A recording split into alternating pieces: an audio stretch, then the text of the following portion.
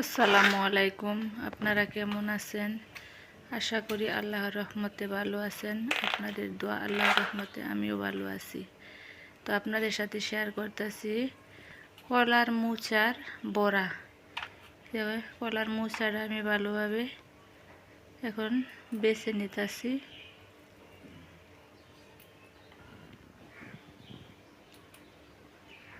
এগুলো শক্ত শক্ত, এগুলো ফেলে দিতে হয়, এগুলো সিদ্ধ হয় না। সাদা সাদা এই খোসাগুলান এগুলান ফেলে দিতে হয়। এই তো আমি বেছে নিছি কলার মোচা, আর এর হচ্ছে ভিতরের মাইস। এই মাইসটা নরম একদম। এটা এভাবে পলে ফেলবো। এটা আমি পলে নিচ্ছি কলার মোচা।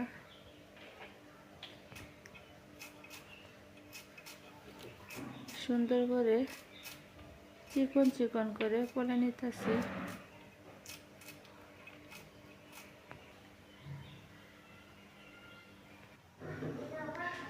এই তো পলা হয়ে গেছে।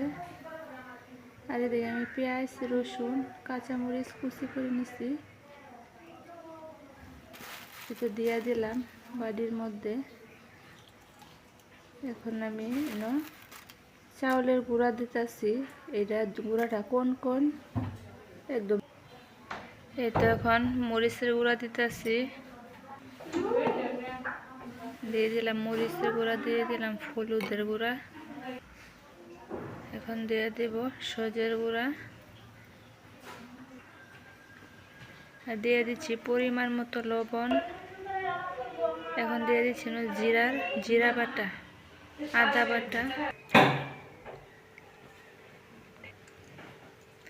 এখন আমি সব কিছু ভালোভাবে মুথে নিছি। এরপর এর মধ্যে আমি তেল দিয়ে দিলাম। এখন বড়াগুলো এক এক করে সবগুলো দিয়ে দিব।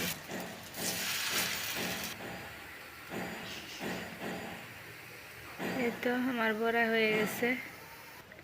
আমার বড়াটা কীরকম হয়েছে কমেন্টের মাধ্যমে জানাবেন। আল্লাহ।